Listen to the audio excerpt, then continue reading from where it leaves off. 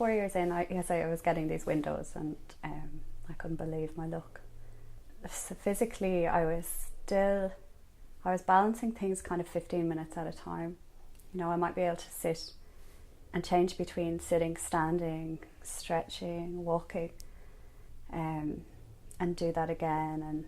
And I might get 2 hours. I might have got 4 hours together, and then I'd need to lie down. Like before, I actually would have to take lie down and get back out of it. And some days I might wash the dishes and need to lie down, or get halfway through, and that was that. You know, so it was kind of unpredictable as well, which made it really difficult. And I think when you say, so physically I was living my life 15 minutes at a time, in a way, you know. And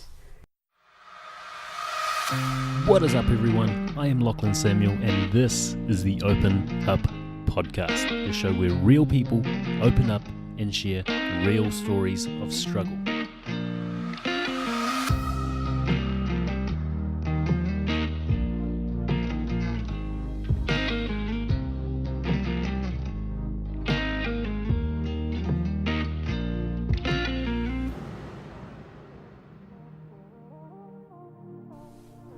Alright, get into it.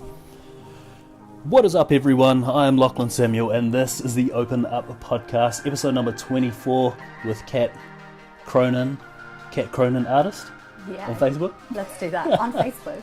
Yeah, and I was lucky enough to meet Cat at the Positive Life Expo that just happened on the weekend here in Perth, as part of the Open Up panel discussion. So lucky enough to actually sit beside you and hear your story firsthand. So it's something you haven't really done too often, and all of us were speaking for the first time in front of an audience. So I just want to say a big congrats for actually speaking in front of people for the first time.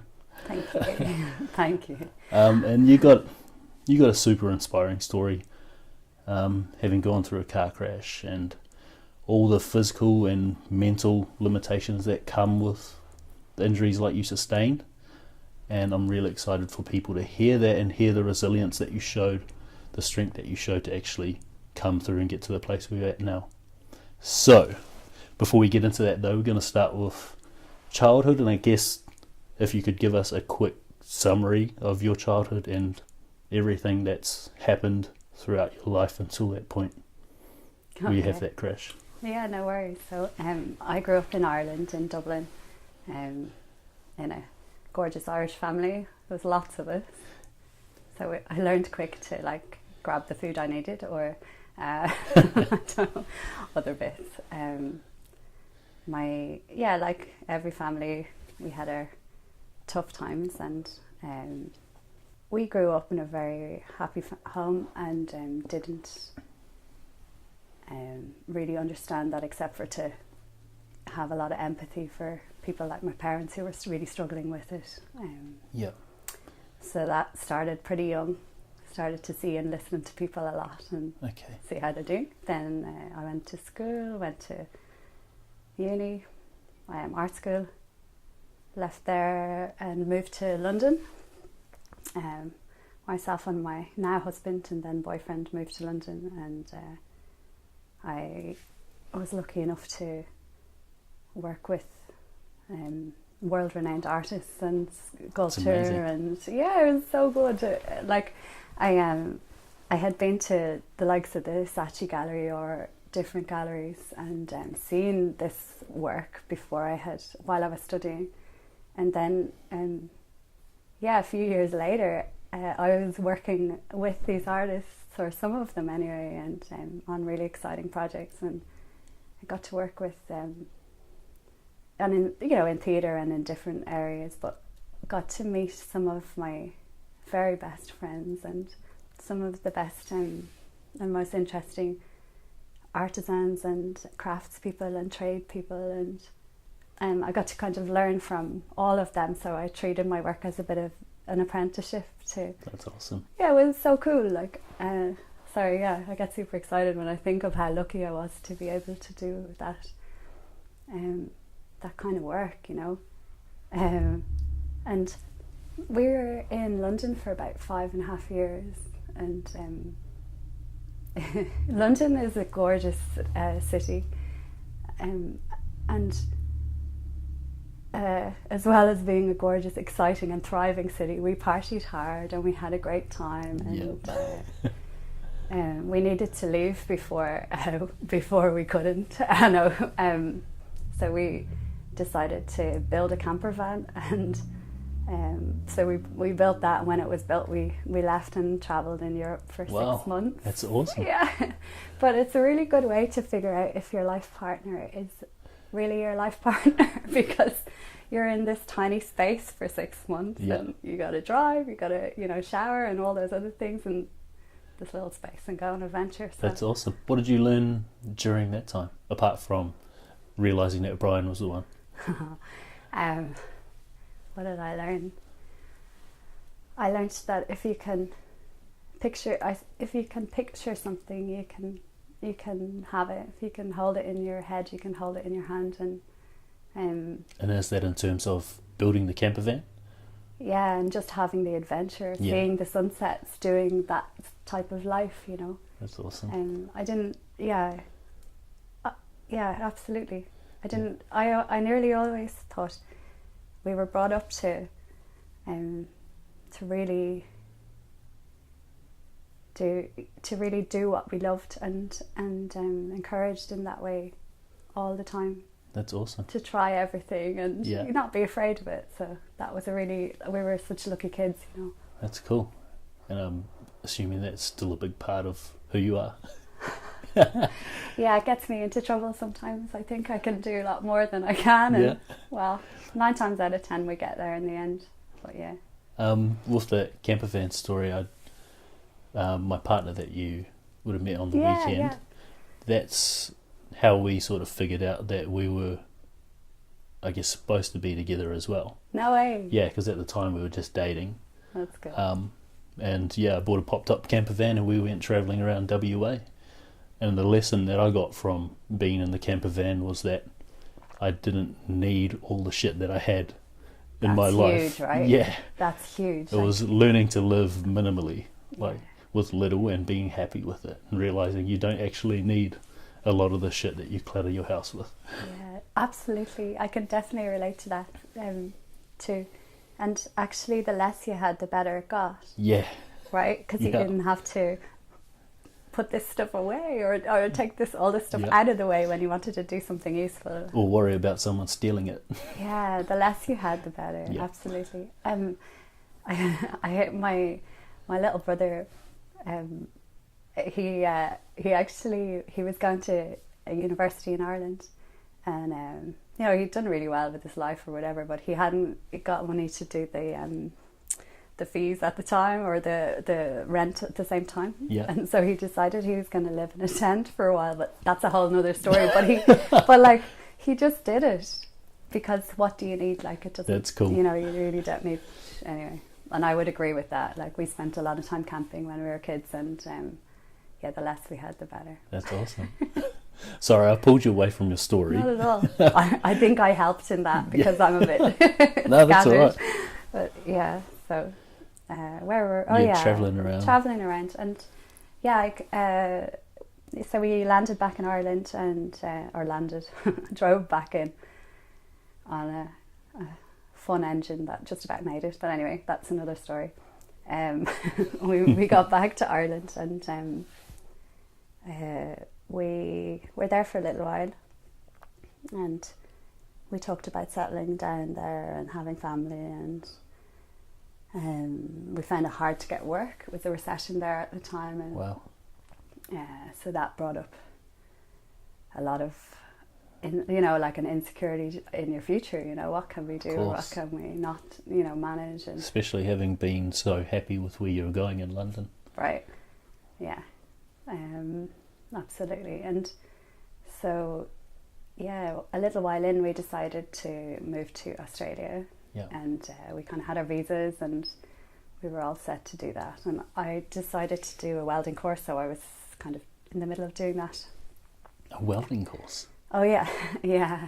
Is that to do with art? Yeah, right. I'd been working with this sculpture, a lot of the stuff I was doing was quite heavy metalwork and woodwork and different bits. And I figured I'm going to go to Australia. Maybe I could like weld underwater or do one of those, something cool. Who knows, And big money.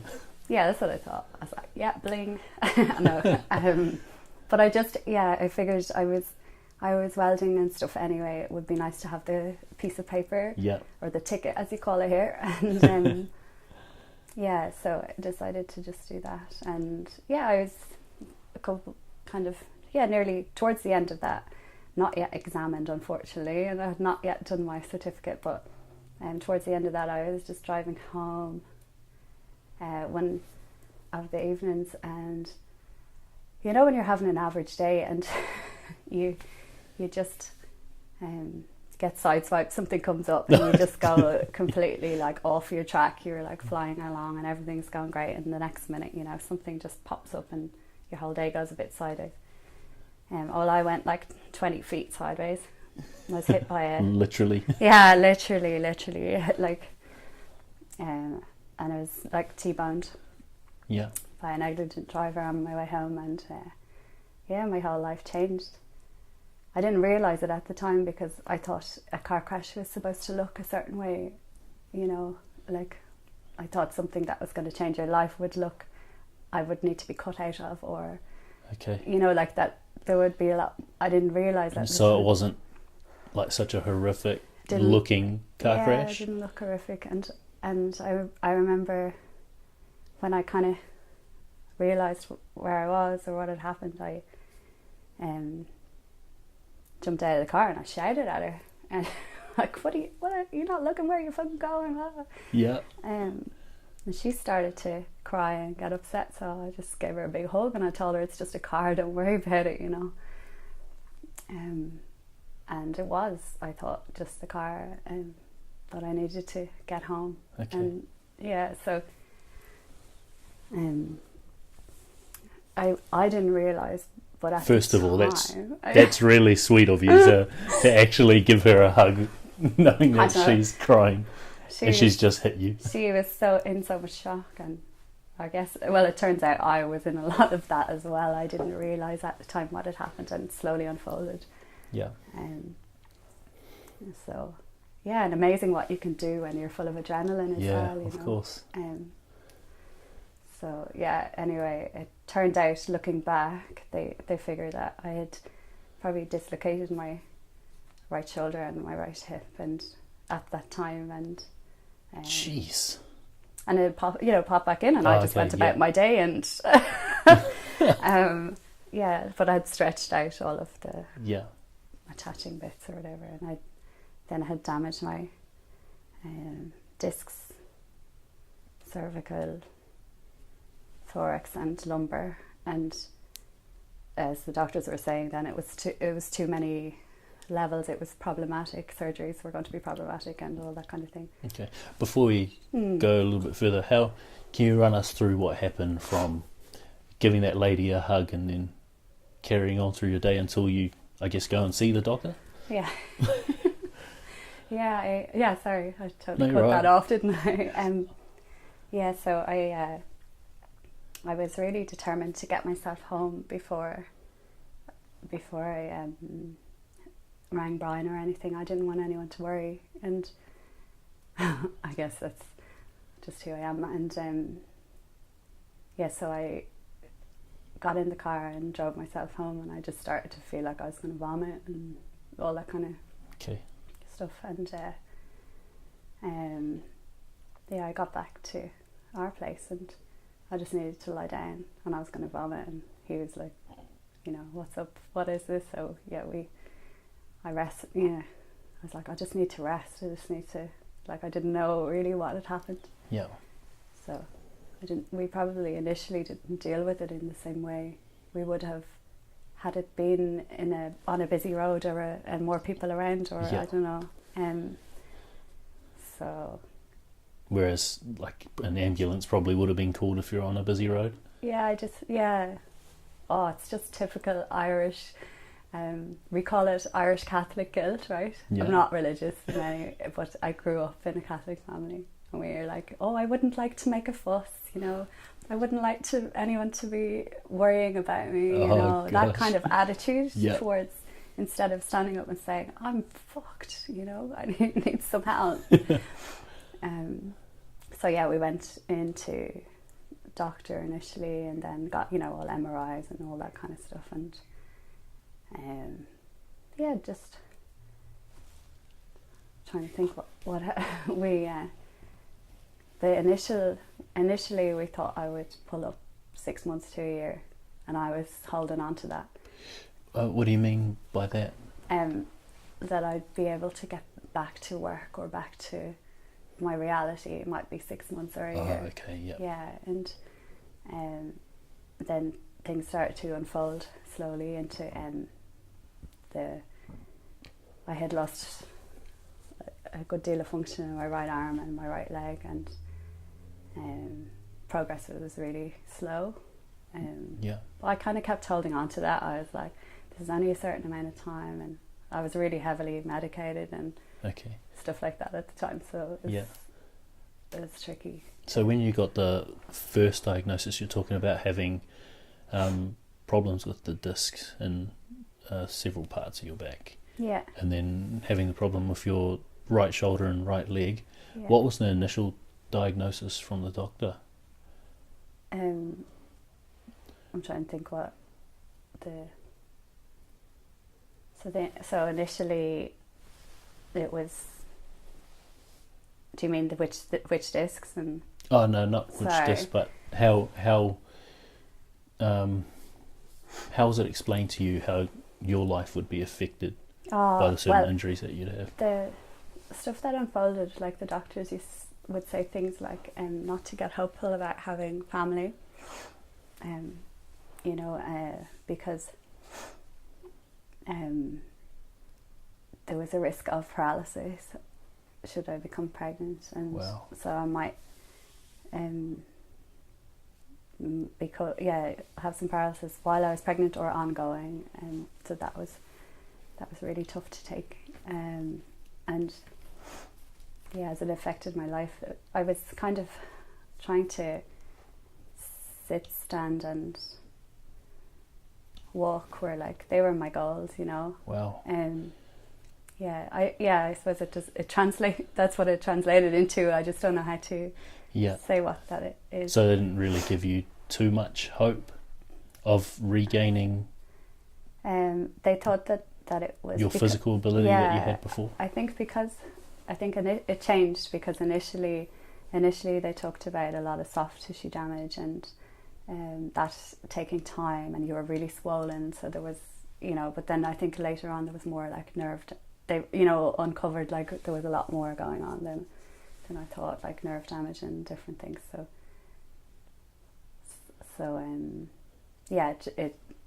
It changed from being semi-hopeful 6 months to a year, maybe you'll get back to work and get back to a lot of things, to I was maybe 4 years in, and my doctors had recently been saying things like about 4 years in.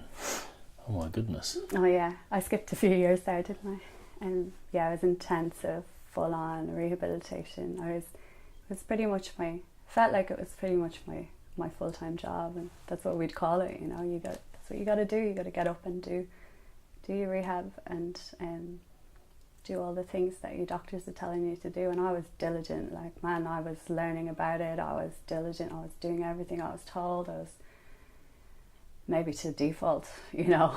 I was really, I was going to make it work, you know. Yeah. And what sort of physical capability did you have after that, or at that 4 year period? So by the 4 years in, I was getting beautiful windows of time in the day where I wasn't in disabling pain. You know, people say I'm in pain all the time. Yeah. But I was, but at different levels of, like, from depending on what I was doing and what I had to recover from, or if I had been walking, or I had been whatever. Yeah. If I had wanted to meet friends and come back later. Like I was, more physically recovering from that. But so was at that time was like throughout that period was pain like your base? Was it just always painful, but you just had different levels, or did you ever have periods where you weren't? No, pretty much it was constant for the first 4 years, and I started to notice about 4 years in that I was getting these windows. So that was just unbelievable, because I had forgotten what it was like. I remember driving home I was sitting in the car, and like just being in the car was tricky, and pain wise. And Brian was driving, and I burst into tears. I'd come down my street, and he said, "What's up? What's up?" And I said, I forgot I was fucked, Oh no. It was great though. I had forgotten, we had been out, and there was like a whole couple hours that were pretty beautiful, and I wasn't aware, I was started to get, it was gorgeous, but it was tricky to take. I think one of my best traits is that I've got a shitty memory. Yeah. So when I feel really good, I go ahead and do, I try and pace and remember, certain things, take your time. But when I feel good, and I think it's the same with everybody, when you've had the flu, you don't remember how terrible it felt at the time, right? Yeah. Afterwards. So yeah, I would just get on with it. In these windows, just like get on with life, and then maybe pay for a little extra or whatever, but it was so worth it. I was alive again, I was really alive. Yeah. That's a good trait to have. Especially when you're going through something like that. It's a lifesaver. And like you talk about, even throughout that whole 4 year period, that you're real diligent, you're trying to learn as much as you could, you're being implementing it, right? Yeah. And being as hopeful and as positive as you can to get yourself back to that level you were at before your injury. Yeah. How do you cultivate a mindset like that? Is that something you were brought up with? Yeah, definitely. I think my upbringing was huge. That was huge. And knowing that I had support, and knowing that I was worthy of good things, I think that can be make or break. Yeah. I deserved to be well, and I deserved a good life. So knowing that from when I was young was really important. And also I swam competitively for years. So at national and international level. So I knew I got up, early in the morning and trained before. So you were used to working for what you wanted. Yes, that's awesome. Yeah, that's true. That's the way of putting it. Yeah, and so that. And with that training, there was huge mindset work. Like we would visualize, and then you would achieve it. Make your personal best or do your whatever as well. So I'm so glad that I had that background, and I don't really know how I would have done if I hadn't. No, I don't think too many people would have got through 4 years of that sort of limitation, that sort of pain. There was good bits in there too, It sounds like that was my life, it was my life. But in that 4 years, we got married. I wanted to dance all night, and I wanted to walk myself down the aisle without leaning on my dad. And that is so cute. And it all right. And so we did that, and it I'm saying I didn't.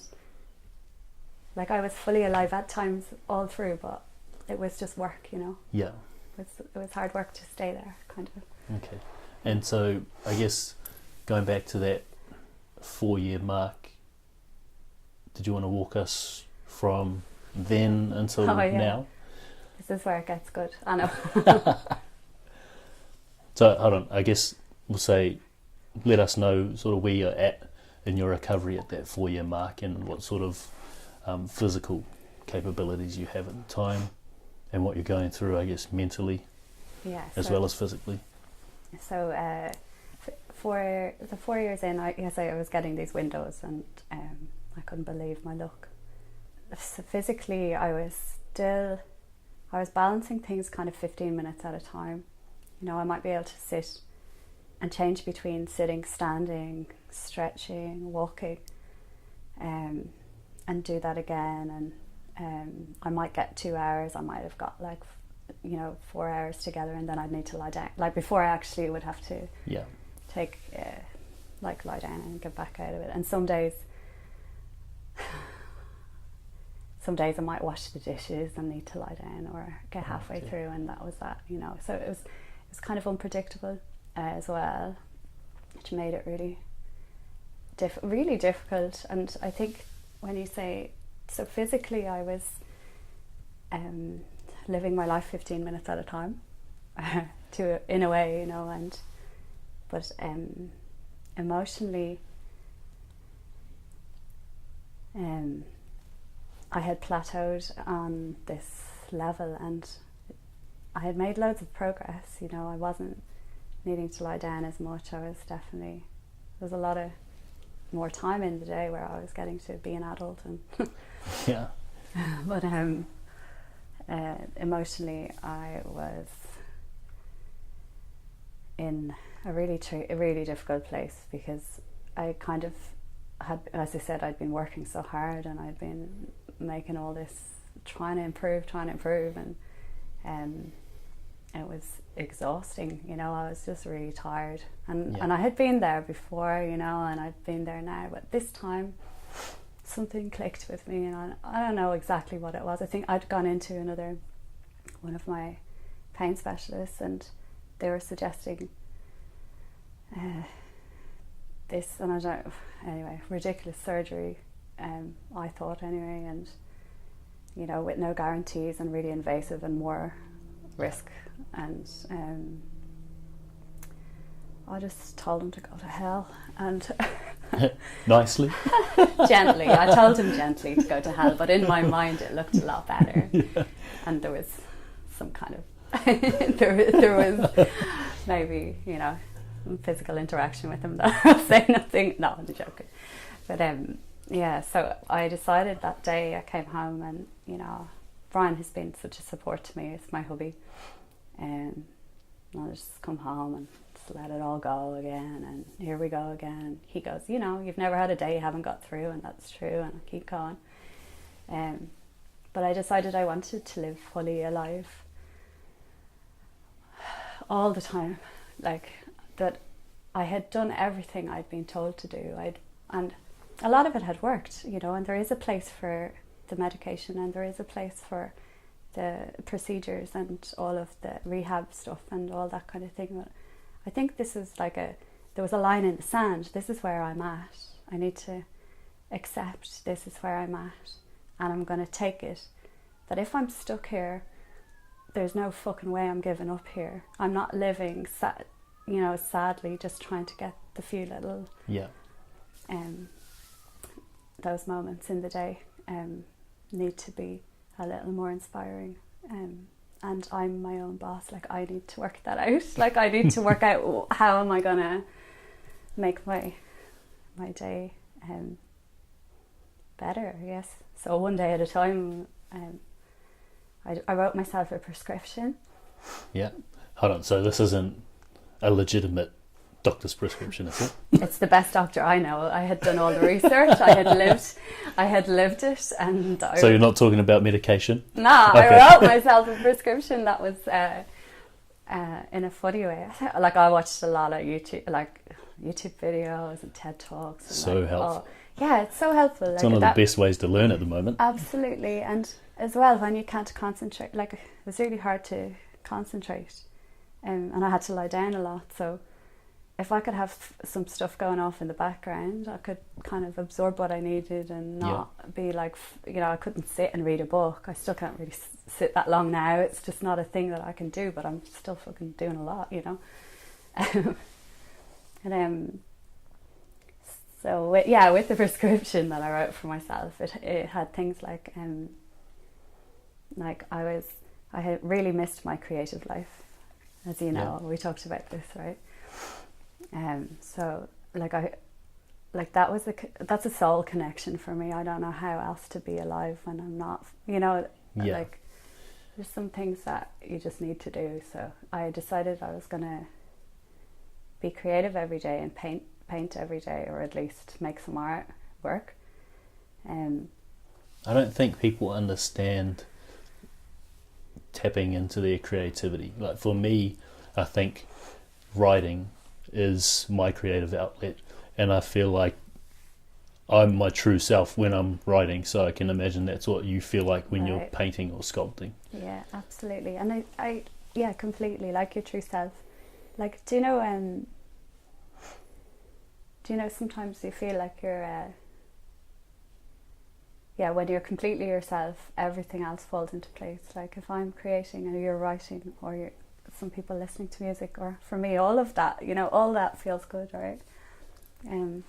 Well, then you're connected, fully connected to your best self, or your higher self, or your inner, I don't know which bit it is, but connected, Yeah, important. And you give yourself space to express yourself fully, rather than worrying about, especially with art, worrying about what someone's going to think of it. You just paint whatever the fuck you want to paint, and whatever comes out is what comes out, and you're not worrying about how you're perceived or what colour it is. Yeah, do it badly, right?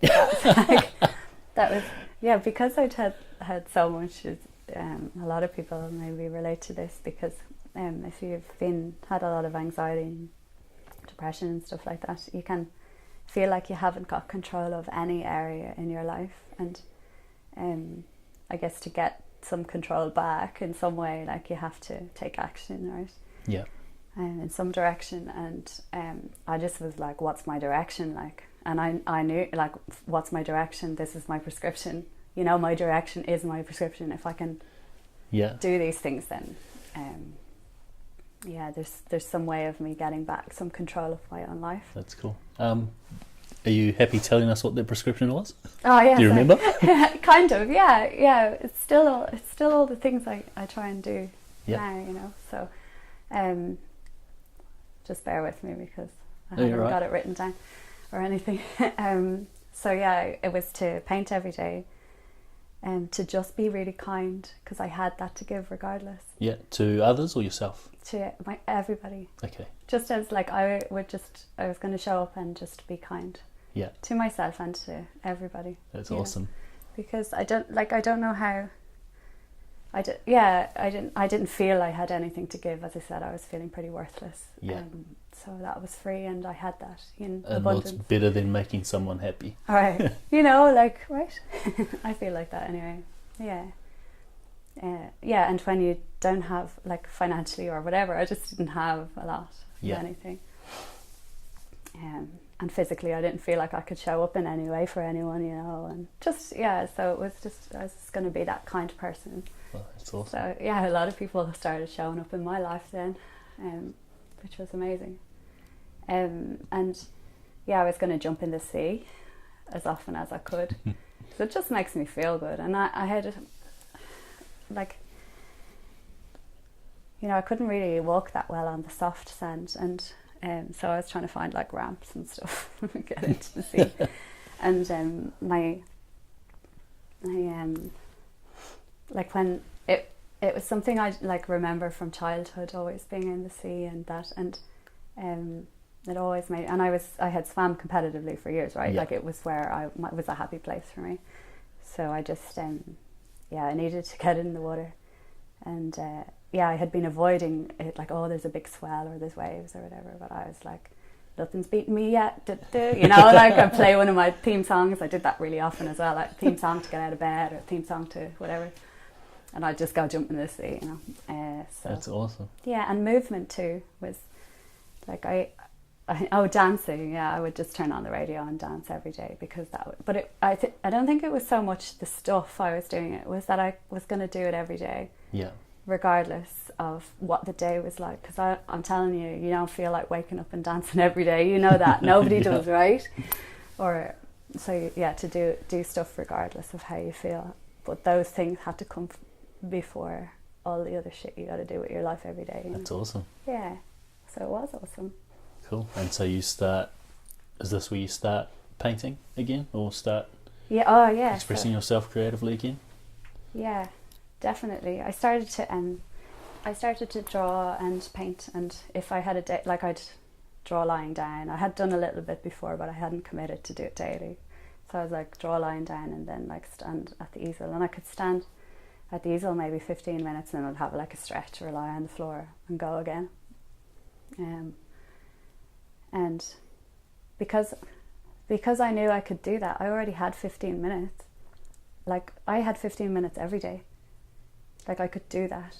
Yeah. You know, it was like the sense of like regardless of how many sets of 15 minutes I get at the easel, I've got 15, you know, and I'll do that. So I've at least got one. That's amazing. You know? Most people would be, I guess, put off by the fact that they can only spend 15 minutes, that they're going to fuck up their flow, that they're going to lose where they're at.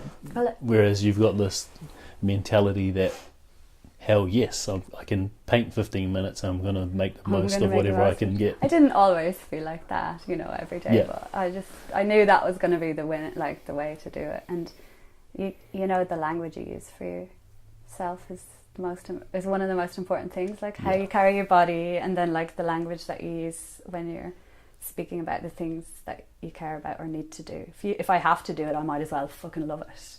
Excuse my French. Sorry, am I allowed to say Yes. Sorry. But you know, like I had to rehab and I had to do whatever, so I might as well get up and love that stuff. That's you know? amazing. So there's a bit of that. And then I can't remember. Yeah, so I started the painting, I started sharing the stuff online that I was doing because I committed to doing it every day, and then I needed to make myself accountable. So I said, I'll just share it on Facebook. I didn't even know what Instagram was at that stage. It was just to show my age.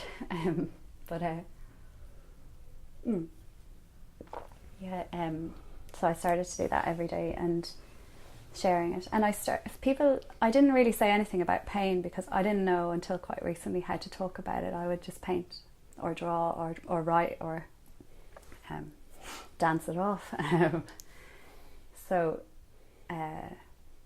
I just would have positive comments because what I was doing felt so good, and on days that it wasn't, but I was continually showing up on people's feed, I guess, and so they started to kind of interact. So all of a sudden I had this little community that I hadn't had in so long. And so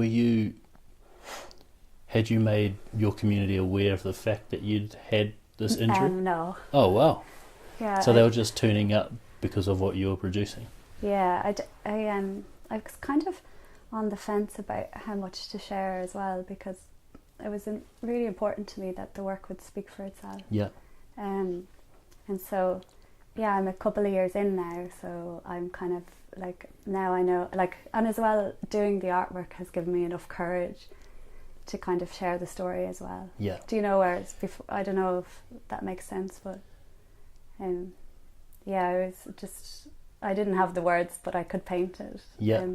I just find it cool that you built a community, even though you had those limited windows. Who knew, right? That, like, people just, I guess people were intrigued by the daily bit, you know, and it just kept showing up. And then the message was always positive, and I had people started to reach out, and they wanted to. This guy said he'd lost his job and he felt like he had nothing to give, and so he started doing a 365 as well project. Wow. And he said, like, my work is, he said, now his work is gorgeous, but he said, like, I'm not looking to be a professional artist, I just needed to do something to kind of occupy so like the creativity again, winning every day, like you're winning a little bit. Yeah. So he said, now if I go to my friends for dinner or I do something like that, I've got something to bring, something to give. So like, you've never got nothing if you've got something to give, right? Yeah. And that could be kindness or a piece of art or whatever. It doesn't have to be anything, but I don't know where I was, what I was talking about, but yeah, so that's kind of what grew from that. Oh yeah, and part way in, people started to want to buy the work, so that became, wow. Yeah, I know it sounds like I had been this full-time artist, but it was, you know, working with, as in a kind of more of a apprentice role or with other artists, and then all of a sudden this chick who had no way of living a life or giving anything or contributing like an adult in the world as I felt. I know that's not the truth, and I know loads of people are struggling so much worse than I am. I know that, you know. But I could see how a lot of people, most people, would feel that way. Right. Yeah. So it's understandable that you felt like that. Yeah. Right.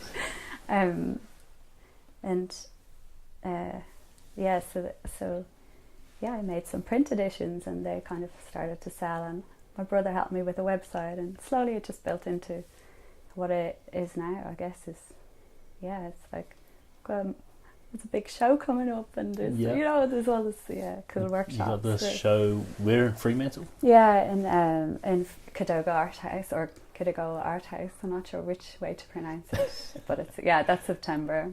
That's awesome. That's pretty exciting, and there's workshops now. So I'm physically like running some workshops that are helping other people with chronic pain, and also aspiring artists. Wow. Yeah, that's awesome. What's up with that? And I still only can stand for so long, but fuck it, it's happening. I'm doing it so much better. But it's just different.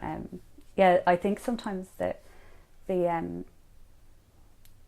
like the clarity comes from engaging in what, like if you decide you're going to do something, you don't really, like I just trusted it would work out, like something good would happen. I didn't know how good, you know.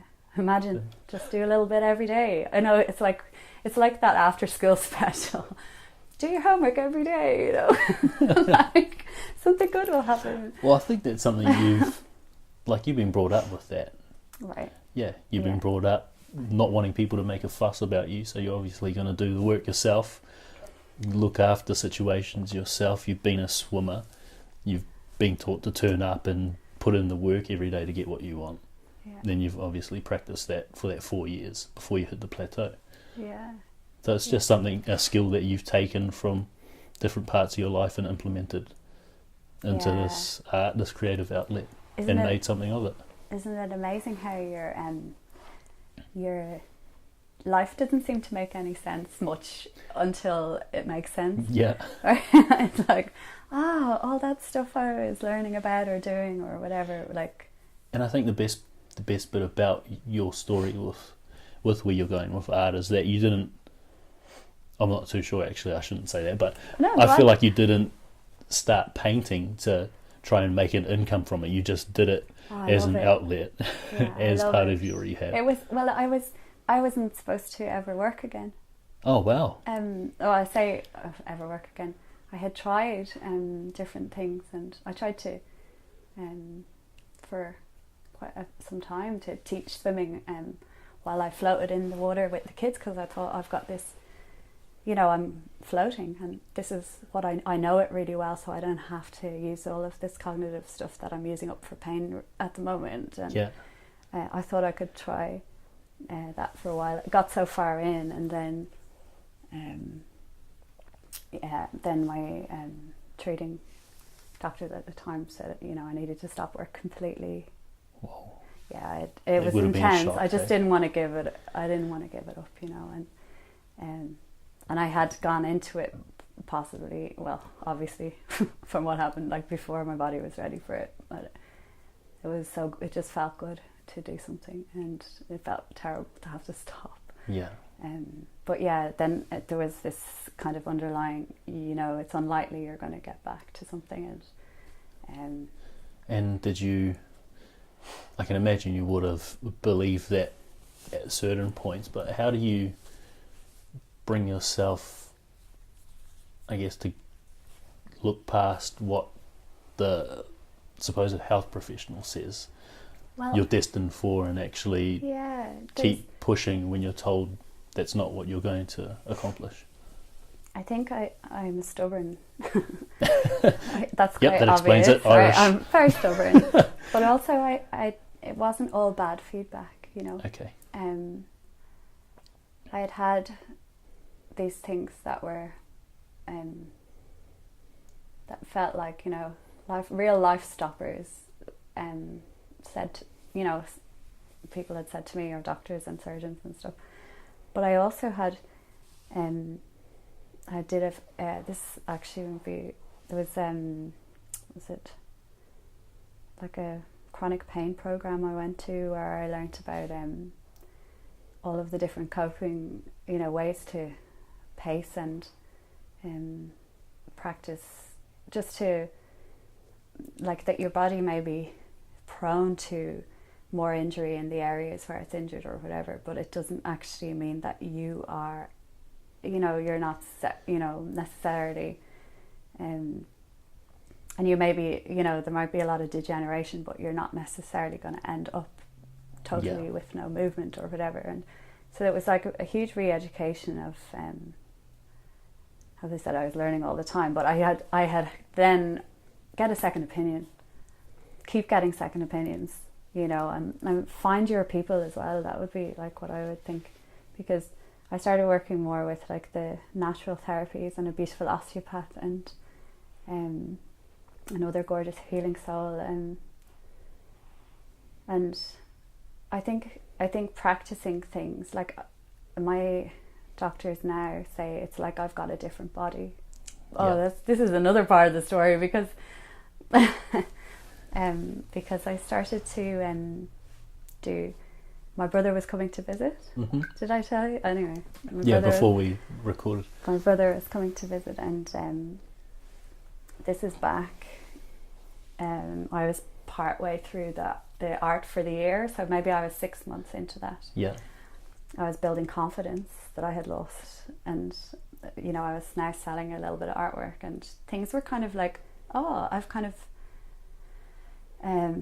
I've proven this doctor wrong already, right? Like, I know that sounds like I think I know what I'm doing, but yeah, I guess I do, right?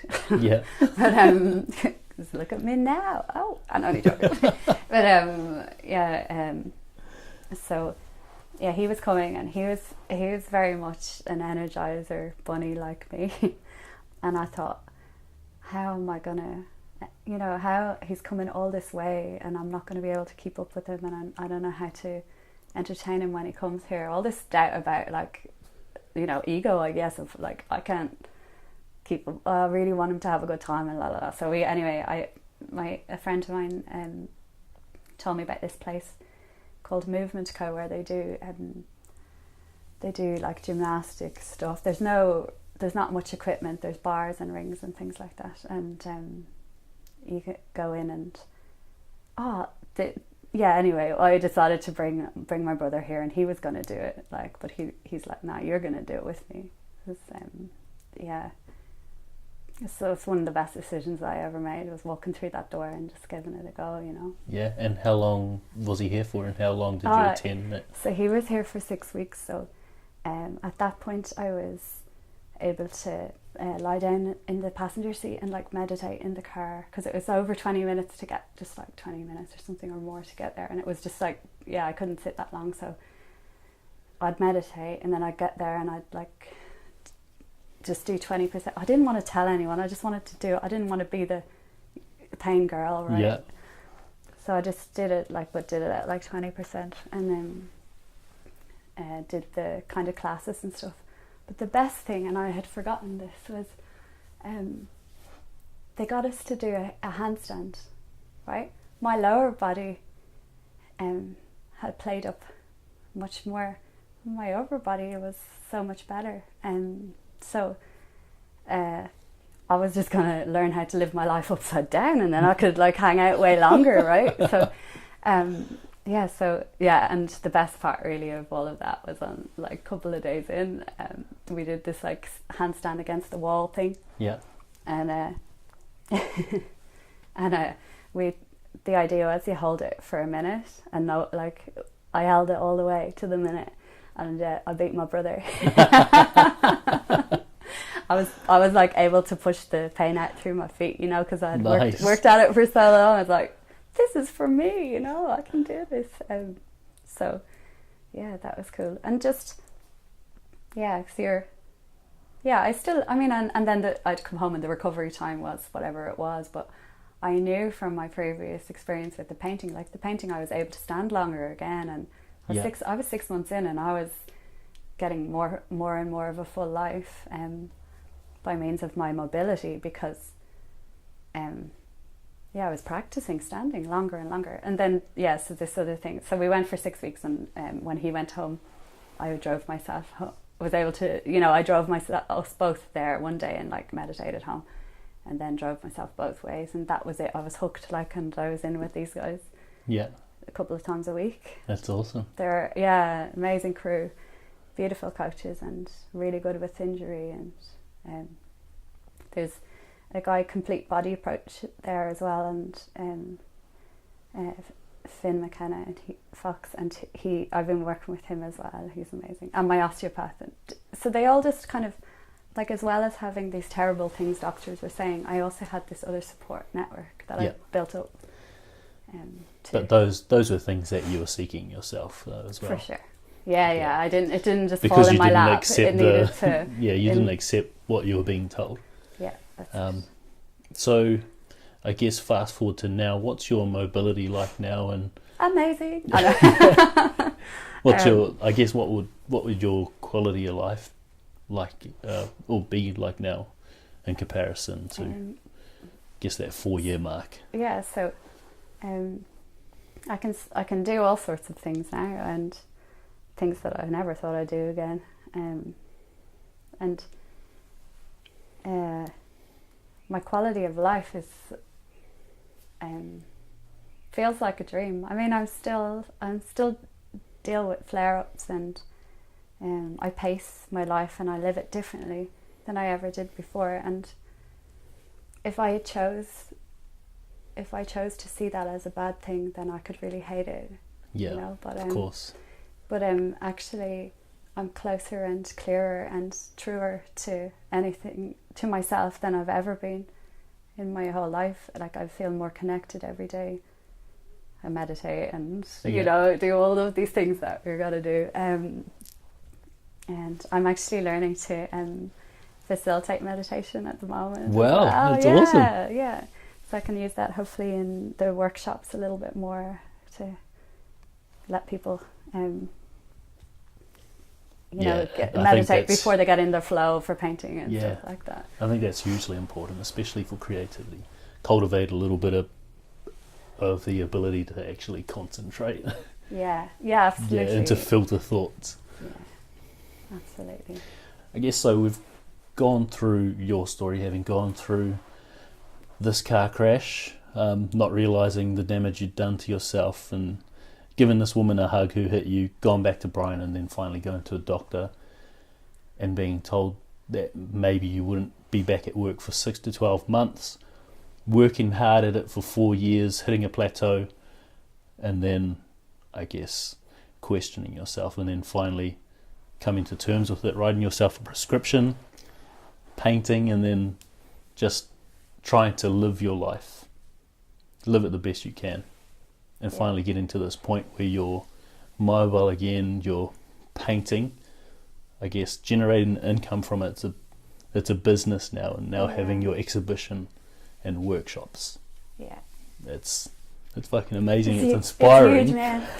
And it's empowering. It's blowing my mind, and it's like the being able to help other people, or do something with the workshops, has been huge, and it's still relatively new and exciting, and it's like, who knew this chick that had nothing to give and felt so hopeless might be able to actually contribute and of course make it like I know it, like I would, if I was giving someone else the advice, I'd say, you're amazing, you do, but when it's yourself, it's very easy to go into the you doubt what your worth is very quickly, of course.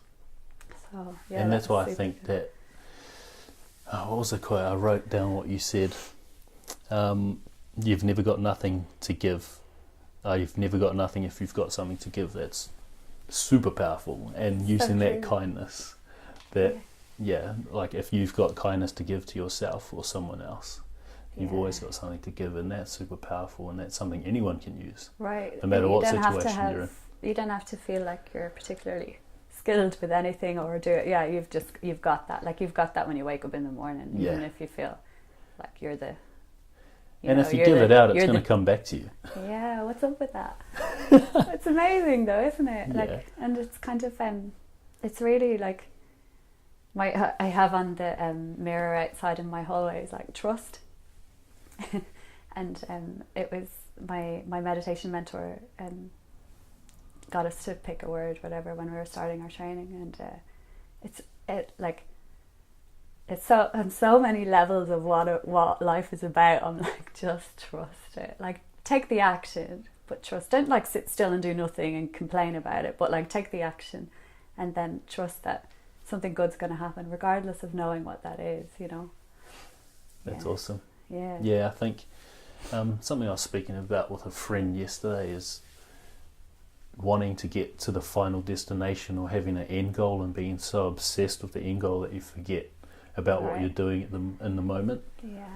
And you lose sight, and you lose the opportunity to progress and get better if you're not focused on doing what you're doing in the moment. Yeah, absolutely. And you lose appreciation for how much you do grow.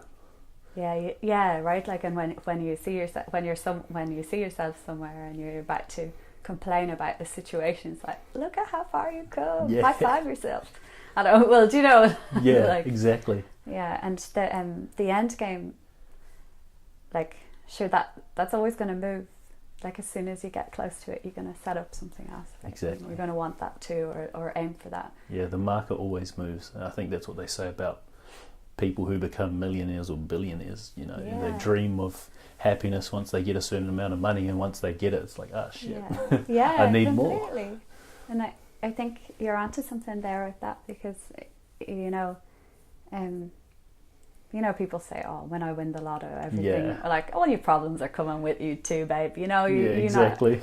You just so if you, that's huge. Like, to be really happy when you're still, like, when you can't actually do anything. Like, I think that was probably one of the biggest blessings, but is go for it. Is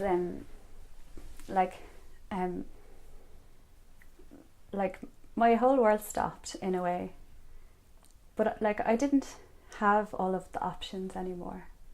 Like, sometimes people are overwhelmed with all the options that they have, right? Yeah. Like, what will I do today? It's this. I'm like, sit, stand, or walk. What you gonna do? 15 minutes. You know, like I know everyone's got choice, and the more choice you have, but I think like, I could have waited to be a solo artist in my own right. Yeah. Say, just as an example, but because my career and every other option was taken away, I had no other way but to be my truest self. Yeah. You know, and that to me is pretty magic. Like, you know, I want to high five that chick that hit me with her car. You know what I mean? Like, I don't mean to take the piss out of it. There's people with a lot worse struggles with accidents than me, but like, when I think of how true I get to live every day now because of the things that have happened in my life, it blows my mind. Yeah. You know, really does. Exactly. You wouldn't be in the position you are now if that hadn't happened. I may never have met you and be sitting here, or, you know, like all of the, no, but you know, as well, like all of the people that show up in your life that are of that good energy. It's awesome. Yeah, and all the people you're going to connect with who do suffer from some sort of chronic pain, the people you're going to influence and empower to strive for their best life possible. Right. Whether that's through art or whether you help them through meditation. Yeah. Or with the workshops we're doing too, it's like there's like resilience skills in the first part. Oh, so awesome. It's like to try and learn that, and then like let it loose with the art afterwards. But yeah. Cool. So I'm so excited about it. You can tell us what's happening with that a little later, but we'll jump on to recovery, and then we'll go through your biggest lessons, I guess, from it. With your recovery, obviously we talked about the art, we talked about your prescription with the swimming and the dancing. Oh yeah. The movement. Yeah, movement, and then the meditation. Was there anything else you used throughout that period? Laughter. Okay. Can you tell? Like, because no matter how bad the situation is, you can always take the piss out of yourself or your good mates. Like, and So banter for you? yeah, banter, banter. Yeah, but I've been very lonely and withdrawn myself from people within that time as well. Like I really did go quite, what would you call it? Like reclusive and introverted, but in those times when I started to take myself really seriously, like I'd watch funny movies or just I think sometimes I this is a little bit embarrassing, but I'm going to tell it anyway. But sometimes I would like get in, like depending on the day, if I got to get in the car and drive somewhere or whatever, myself alone or with a friend of mine or whatever, we'd do like this forced laughter, you know, where you you make yourself laugh. So like you're just like everything's really stressful and you just like make it ridiculous. Like get like. I remember reading Steve Martin's book, a comedian. He talked about having to do that to make himself laugh, to practice laughing for movies. Oh, okay. Yeah, no way. I've tried it before and it's horrendous looking at yourself do a fake laugh in the mirror, but like you end up doing it and laughing like authentically by the end of it. Yeah, absolutely, right. Like I guess like, you know, the mirror, and what is that called? You know, when someone smiles, you smile back at them because of the mirror response. And as well, like your physiology, if you change your physiology, like you ultimately change how you feel. So if you stand up straight, put your shoulders back and stand in like a positive pose, you're going to feel more. I need to remember that more now with all these things coming in. But yeah, to really embrace that. That was really positive for me, like to kind of own your physiology, to own then your mental state. That was really huge. What was your favourite movie to watch? Oh God, I'm trying to think what. Oh, okay, that wasn't a funny one. But I actually love. I'm obsessed with Avatar because I feel like that's how we all like our lives. The cartoon one or the blue one? The blue one. Okay. Yeah, I know. Sad, but I just watch stuff like Home Alone or like just like really silly, non like effort movies. That's good. But anyway, I think that's more embarrassing than the laughter story. Did you use anything else throughout the recovery? Music? I think you mentioned music before we started recording. Yeah, in all sorts of ways. Like, so I had this song set up in the morning. It's rudimental, not giving in, and I would bang it on like just on my phone. It was like ready to roll, you know. And at one point, it's like not giving it. It just kicks into you know. There's a part in it where it kicks in, and that was the bit of like I would get out of bed and then I'd go move forward. For people listening, she's doing the robot right now, so I'm just assuming that's how you got out of bed. Yeah, I would get out of bed and like get into immediate dance moves. Because nothing in my body said move, you know, everything said stay in bed, don't get up, whatever. So I just needed to do the opposite of that. And I like it literally, I know this, it sounds like something you make up, but like it got me out of bed in the hardest times for like months on end. Yeah. Like I don't know how that song isn't like, I still love it. Anyway. That was, and then to remember to, like, when you haven't got any energy for the next thing, or like I had to say, like, I have to go to another appointment, and like mental game and physical game is completely like, I'm just gonna walk in here and burst emotionally, like, and not get anything constructive done in the appointment or whatever. It was like to just put on some classical music or any music. I'll just but just tune in, like listen to every bit of it. I guess it's meditative as well, you know, but easier than trying to calm the mind sometimes. So that was a good trick. And yeah, just put on your favourite dance tunes. Yeah, I think with that waking up in the morning and dancing and saying that it helped you for months on end. I think it's Dr. Joe Dispenza, the guy who wrote You're the Placebo, and he talks about having patterns wired into your brain, and so you would have had that pattern wired in after a couple of weeks. Yeah. That when you wake up, your body craves this release of endorphins from dancing around. Yeah, completely. So, and that's just the way your neurons would have fired, and that's exactly what you would have craved in the morning. So it's awesome that you could create a habit like that. Yeah, that's pretty much. And you know, with the gym and the exercise thing as well, like I think there's only so many days of a routine that you need before your body craves it. So, but like it's shitty at the start, you know, you don't, like, everything hurts and you don't want anything, but then what it gives you back, and then you can't kind of can't do without it. You can, but you know, it's much easier to with the painting as well. Like the same thing, you know, like I needed it. Needed to do it. How do you feel that helped you painting? Obviously it's like meditative and it's a creative release or outlet. Was there any other way you feel like painting helped you? Because I don't think we really touched on how it impacted your life other than you having something to do for that 15 minutes that you loved. I think it just made me feel good, but like, so I'd meditate before I painted, and so I was going into it with this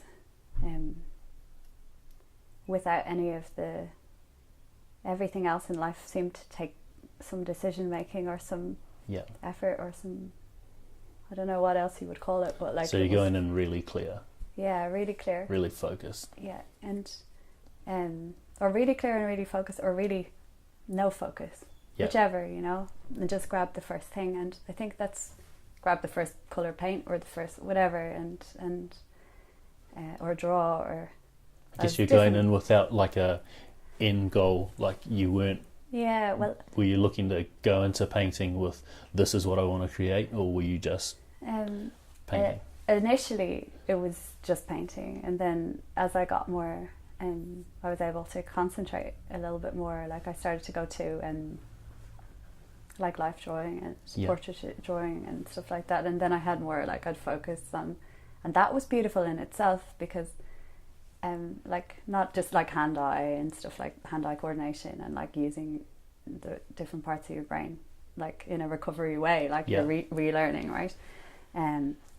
But that was beautiful in itself because it was meditative. Like you had to, like, I look at people way too long, like I'm like you had to see every piece of a person to, or a thing or whatever, a tree or but it meant that you were really mindful of where you were exactly at the time, you know. Yeah.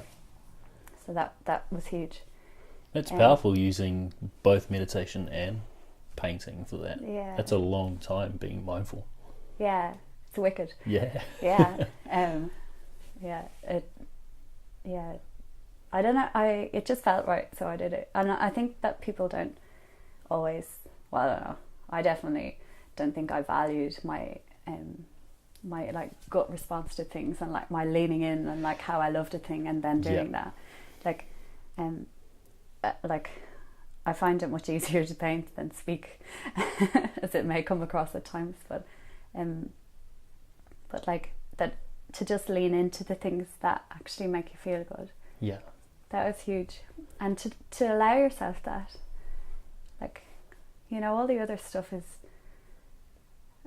just stuff, like, you know. And I like, okay, great for me to say that. I'm coming from a place where I had the beautiful supportive husband and I had time to figure it out as well, you know. But imagine, do what you love. That's one thing I wanted to ask, like in the last part of covering the recovery, is having that supportive person in your life with Brian, your husband. Yeah. How much of a role did he play, and how did he support you throughout that period? It's funny, isn't it, when you think of trying to put that into a word. Yeah, just put it into a paragraph. Like,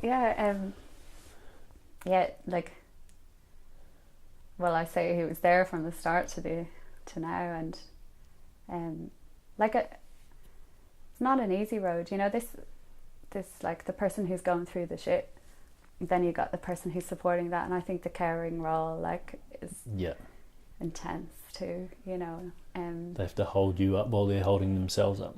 Yeah, absolutely. And like, I think because my attitude probably was like I was so independent for all of my life, up until then I wasn't, and like I struggled with that, and like Brian is just fantastic, like a fantastic guy and support. And his way of loving was completely unconditional. My way of seeing myself was completely conditional, of, you know, I need to this before I can be lovable again, or you know, these things. So like he just showed up and was just a rock and solidity in my life, for all that time, and still is. And because I like, my attitude is pretty upbeat regardless of my situation at times, and then other times, you know, it's really tricky. But yeah, I think he's got to live that roller coaster with me. So for somebody who's a partner of someone who's going through chronic pain, can you sort of give a quick breakdown of how Brian was turning up for you, how he was interacting with you throughout that period, so if they're having problems at the moment, they can try to implement that into their life? I think with Brian, I found he listened, like, and he made me talk when I didn't want to, as well, which was really good. But I really hated it at the time. But and this is the key phrase to use for your partner is I don't feel like you're telling me exactly how you feel about that. And then you gotta go for it, right?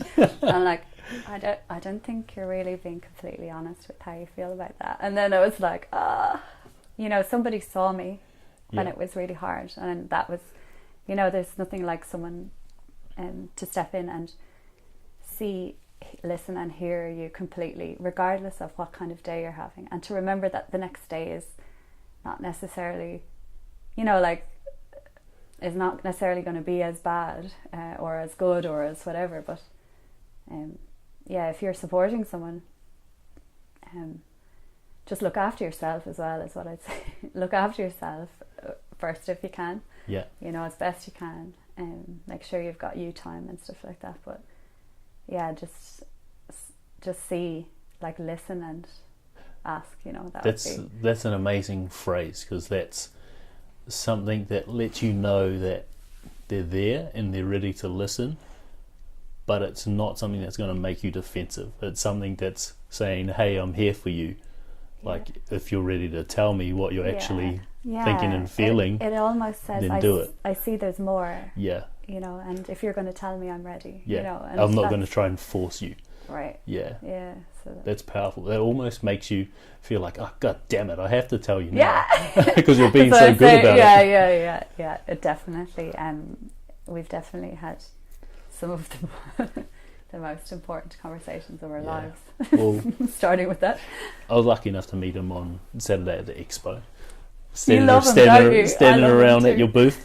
Oh yeah. While you're out doing jungle body, and he's an amazing guy, and I'm really grateful that you had someone like that throughout that whole period. He's fucking awesome, and it's a credit to him for not just sticking around, but being there for you, how he was, and helping you come through. He's unbelievable. I know. I'm so glad you got to, like, that you've met him, because it's really hard to understand the kind of guy he is, until you meet him, and it's like he's just so giving, and you can just see that like when you meet him. I guess we can move on from recovery and to your lessons. I think you already touched on, like, doing what made you feel alive and how you self-prescribed. Was there any other lessons that you'd take away from that period of your life?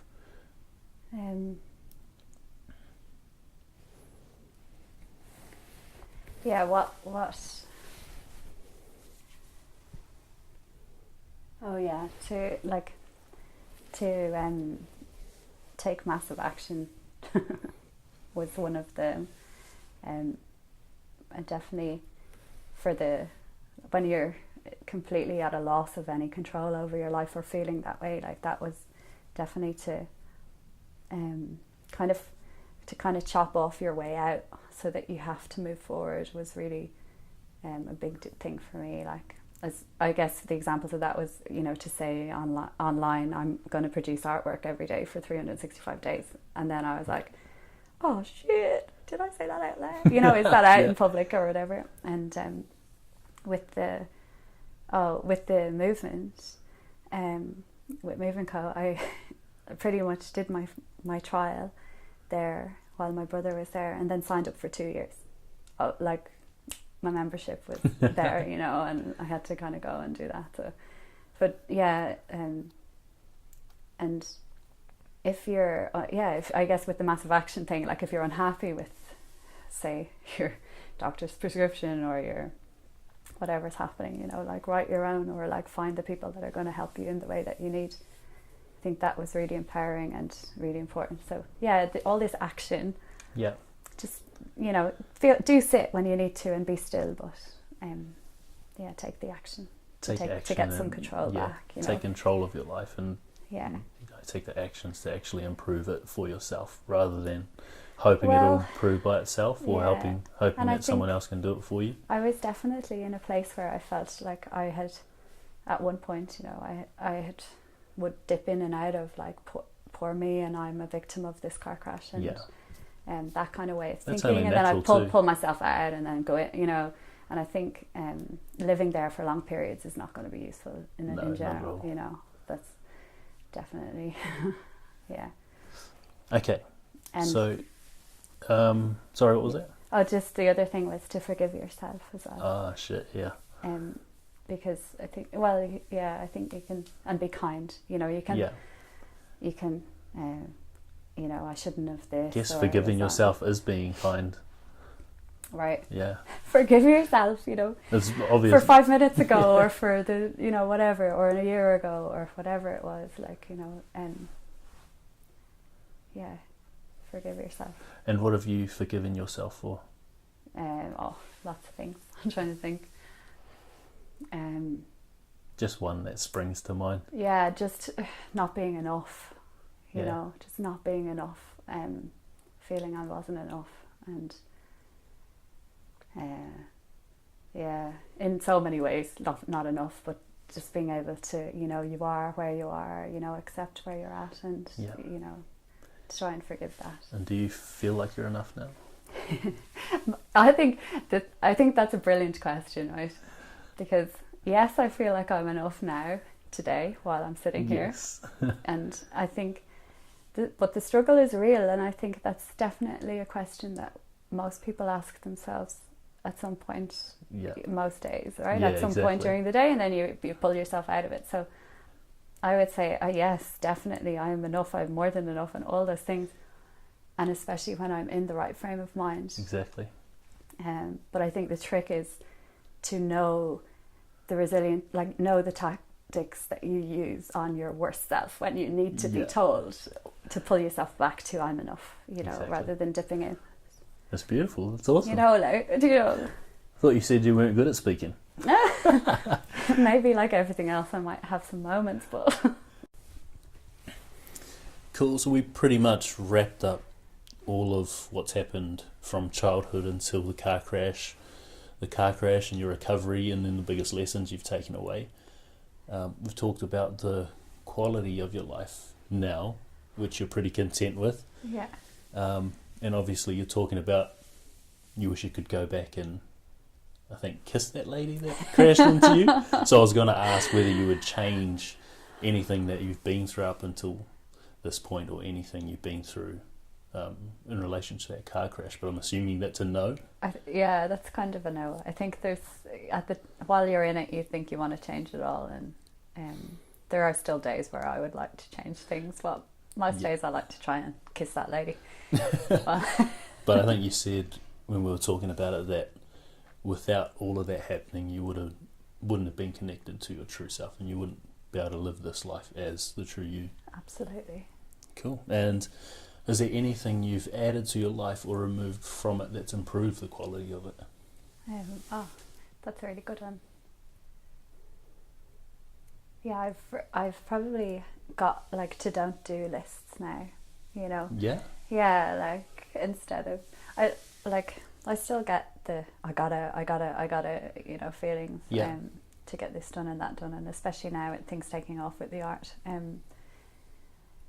still get that to that point of overwhelm, and then I try and like to don't do a list, like I'm not gonna this, I'm not gonna, you know. Yeah. So what's really, some of the don't do's?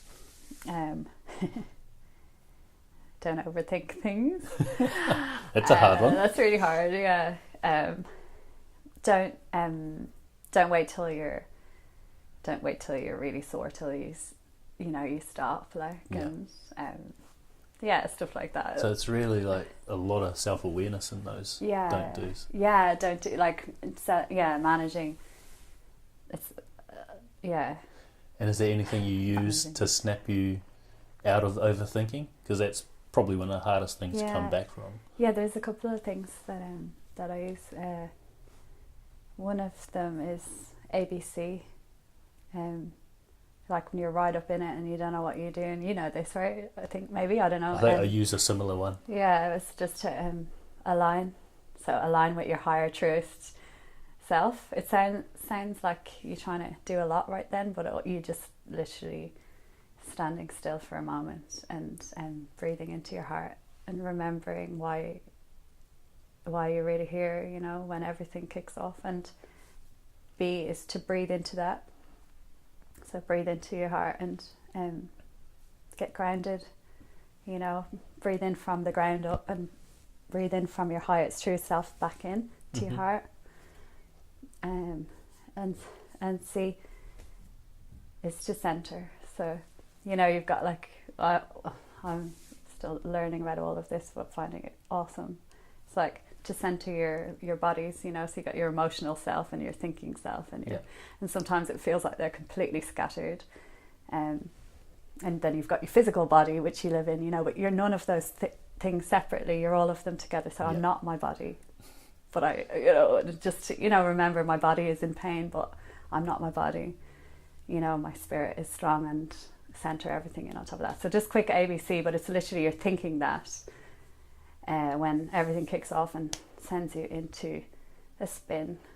Cool. Like, just take 2 seconds and do that. And do you do that predominantly outside on the grass or something? If I can, I will, but like it doesn't, I'll do it in the car, but I won't close my eyes, or I'll do it, you know, like it's like definitely really. So you can just do it anywhere. It's something you can use wherever you are. Yeah. Awesome. Yeah, if you're traveling or whatever you need to do. Yeah.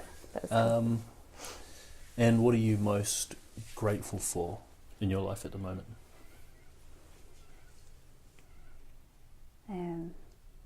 What I'm most grateful. All the love, man.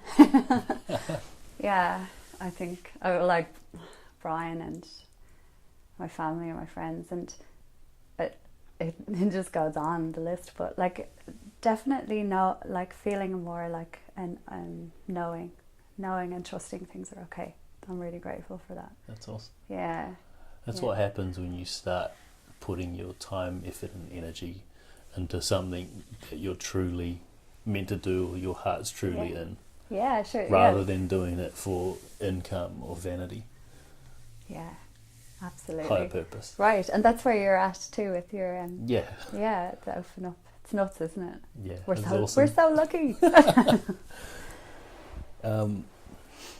Guess your mission or your purpose after everything you've been through, do you have a clear understanding of what your mission or purpose is at the moment? Obviously it may change. But for now, do you have an idea? I kind of, I feel like everything's organic, and I just trust that too, but and all sorts of things are growing, but I really feel like that the like there's so many people going through life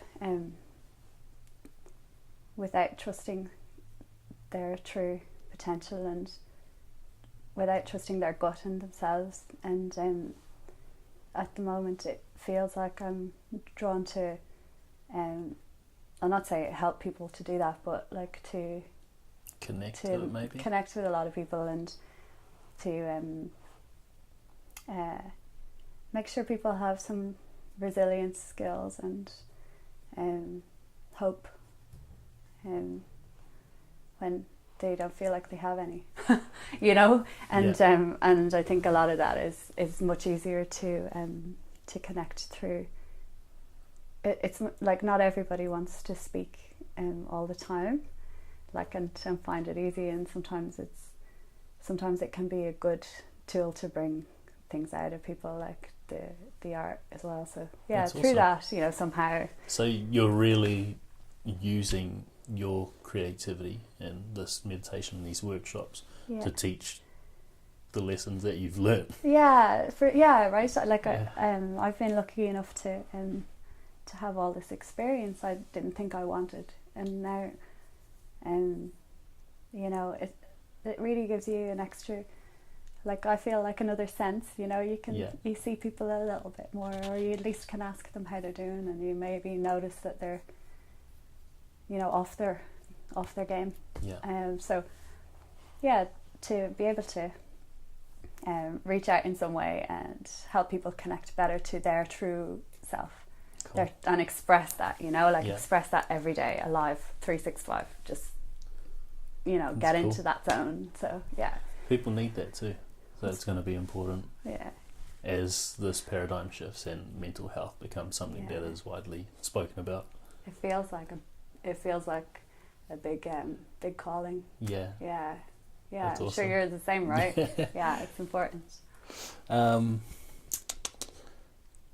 I guess if billboard question, if you had the opportunity to put a message on a billboard that you know tens of thousands of people would see every day, I guess in relation to what you've been through or what you've learnt, what would it be? It would be, what would love do? I don't know, what would it be? It just seems like one of those guys, what would love do? On a billboard. I would put be alive aloud. Be alive aloud, out loud. Like be alive out loud. That's awesome. Maybe. For now. What does that mean to you? For today. Yeah, so like to be alive out loud. So this whole thing is like so alive 365. Learn how to connect with your truest, highest potential, and then live that daily, you know, and like but be able to dip into it like it's your life force, like be able to dip in there, get that, and like be. It's almost like filling your cup up. Yeah, by connecting to yourself. That might have been a better billboard. Fill your cup up. You know. Well, but anyway, I pulled two out from while we were talking. Obviously, the one we spoke about before is you've never got nothing if you've got something to give in terms of kindness, and then the other one I liked was, if you have to do it, you might as well fucking love it. Yeah, that's true. So that's actually super powerful. I think the second one is my favourite. Because you might as well. Yeah, and I think people go through lows, especially like when you're doing a job you don't like. If you know what you're supposed to be connected to, you know what your calling is, and you're doing a job you hate. Yeah. It's super hard. Right. But if you're there, you might as well fucking love it. You might as well fucking love it, because it's it's your way to get wherever you're going. And I think as well that a lot of people are doing a job they don't like or hate or whatever, or stronger language than that. But like a lot of people don't necessarily know what their direction is. Yeah, that's scary as hell. Like to not feel like you have one. And I'm not saying everyone needs to have a car crash to figure that out, but I'm definitely not. But I think that if you can listen to what fires you up, you know, like, wow, that made me feel amazing, do more of that, you know, that makes me feel shit, do less of that. It's really obvious signs, but like our egos and our way we want to show up in the suit and the tie and the look in the business and whatever way you want to show up in the world can get in the way of that. So yeah, that's awesome. Huge. Contact. So obviously you got the workshops coming up. Can you give us a quick rundown about the workshop and then how to get in contact with you or how to find out more about your art or attending these workshops? Cool. So yeah, we've got the workshops running. The next one's coming up. There's plenty in the future, but the next one's coming up are at Cadoga Art House, and there there's one on the Monday. It's for resilience and art and creative energy for people living with chronic pain and invisible illness, and pretty much people that want to learn some personal and creative resilience skills, and also let loose and express themselves too, you know. So all that stuff we just talked about figuring yourself out, the loves, the hates, there's a whole load of really fun kind of, not just like games and ways that we bring that out, and then we play with the art side too. Cool. So we kind of let loose at that. So that is on the Monday the 17th at Cadoga Art House, and then on the Tuesday we've got like one for aspiring artists and creatives and people that just want to be more creative, and they're like, I just want to dip in but I'm not sure. So people taking action. People take some action, come on down and just play with us. Similarly, we got like the getting in flow, so your loves, your hates, but getting into the flow, some meditation, things like that. In the first part it's like a 2-part, and then we let loose with the painting, and you know, there's skills involved in that, teaching some skills as well, so that you feel more confident in your creative approach. So that's super exciting, and that's all coming up to do with the exhibition and workshops that are running from the 14th to the 19th at Cadoga. Okay, and where do we find you? Do you have your own website? Do you have a Facebook page? So the website is catcronin.com, and it's CATCRONIN.com, and there's lots of info on there. And then the Facebook, it's updated really regularly, so that's a really cool place. So that's Cat Cronin Artist, which is, maybe chuck a link in. That'd be great. Yeah, I'll chuck both those links in the show notes. Awesome. Yeah, cool. We'd love to see it at the show and everything. Yeah. I guess to wrap up, I just want to acknowledge you for, first of all, taking the time to do this, knowing that you're nervous as hell about speaking or sharing your story. I'm a hope and resilience speaker, right? Yeah. I'm not joking. I mean, you did super well speaking on Saturday at the expo. Thank you. You know, it's a real privilege to hear that firsthand. Real privilege to come and see you now, to have you share it on the podcast. Thank you. And I just want to acknowledge you for having the courage to actually talk about your story, something that's so close to your heart, and to actually set these workshops up, to use what you've learnt to help others so that they can, live life to the fullest, live the life they want, and live a life that they're connected to. Thank you. I'm getting emotional now. Thank you so much, and I really appreciate you coming over and driving all this way. It means so much to me that you've come and that you've made it easy to talk to. Get the story out there. And we've just been chilling on the ground. Yeah, we're just sitting here like a couple of hippies on the floor. Thank you so much. I really appreciate what you do and open it. Amazing. Cool.